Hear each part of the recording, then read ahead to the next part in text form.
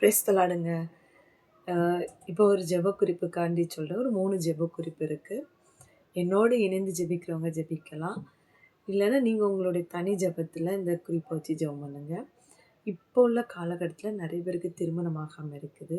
2வது நிறைய பேருக்கு குழந்தை இல்லாமல் இருக்காங்க. அது மட்டும் இல்லாமல் நிறைய பேருக்கு வேலை இல்லாமல் இருக்காங்க. இந்த 3 ஜெப குறிப்புக்காக நம்ம ஜெபிக்குவோம். தலைகளை தாழ்த்தி ஒரு நிமிடம் ஆண்டவரை நோக்கி பார்ப்போம். அன்பின் பிதாவை உம்மை துதிக்கிறோம் தகப்பனே. இந்த நிமிஷத்துக்காக நன்றி செலுத்துகிறோம் தகப்பனே. இந்த நாளுக்காகவும் நன்றி செலுத்துகிறப்பா. புதிய நாளை காணிச்சது கிருபைக்காக நன்றி. விசேஷமாப்பா நாங்கள் எடுக்க போகிற அந்த 3 ஜெப குறிப்புக்காக நன்றி செலுத்துகிறோம் அப்பா. திருமணம் ஆகாமல் இருக்கிற பிள்ளைகளுக்கு நல்ல திருமண காரியத்தை வாய்க்க பண்ணுங்க, நல்ல வாழ்க்கையை வாய்க்க பண்ணுங்க அப்பா. நீங்கள் சொல்லியிருக்கீங்களப்பா, மனுஷனே சப்பா தனிமையாக இருப்பது நல்லதில்லைன்னு சொல்லி அவனுக்கு ஏற்ற துணியை கொடுத்த தேவன். இவர்களுக்கு ஏற்ற துணியை நீர் கட்டளையிடுவீராகப்பா. அதை தேடி நீர் கொடுப்பீராக இசப்பா. குழந்தை இல்லாதவர்களுக்கு குழந்தை பாக்கியத்தை கட்டளையிடுங்க இசப்பா.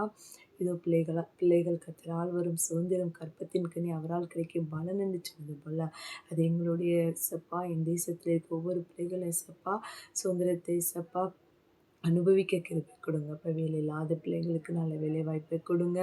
அவங்களுக்கு இசப்பா படிப்புக்கேற்ற வேலையும் அப்பா அவங்களுக்கு இசப்பா நல்ல ஒரு அங்கீகாரத்தை நீர் கொடுக்குமாறு ஜெபிக்கிறேன் இசப்பா. அந்த ஜெபத்தை கேட்டு நீர் பதிலை எங்களுக்கு கூடிய சீக்கிரம் தரப்போகிறதுக்காக உங்களுக்கு நன்றி செலுத்துவேன். இன்னும் ஜெபிக்க தேவையாண்டி இருக்க ஒவ்வொரு மக்களுக்காக ஜெபிக்கிறேன் இசப்பா. அவங்க தேவைகளை சந்தித்து அவர்களுக்கு இசப்பா அவங்களுக்கு தேவைக்கு ஏற்ற இசப்பா பலனை கட்டிடமாறு ஜெபிக்கிறேன். நீரே பொறுப்படுத்துக்குள்ள மகிமைப்படுங்க. இயேசுவின் ஜெபிக்கிற நல்ல பிதாவே, ஆமென்.